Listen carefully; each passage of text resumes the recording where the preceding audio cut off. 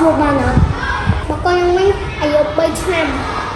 ចាបងសាលាអន្តរជាតិ AA គឺទទួលគ្មានចាប់ពី2ឆ្នាំឡើងទៅហើយសម្រាប់កម្មវិធីសិក្សារបស់យើងវិញគឺមាន3ភាសាភាសាខ្មែរភាសាអង់គ្លេសនិងភាសាចិនបង្រៀននៅក្នុងជំនាញដើមដែលមានបទពិសោធន៍ជាច្រើនឆ្នាំហើយហើយជាពិសេសនោះគឺសាលាផ្ដល់នូវការអប់រំដែលមានលក្ខណៈពេញលេញគ្រប់ជ្រុងជ្រោយ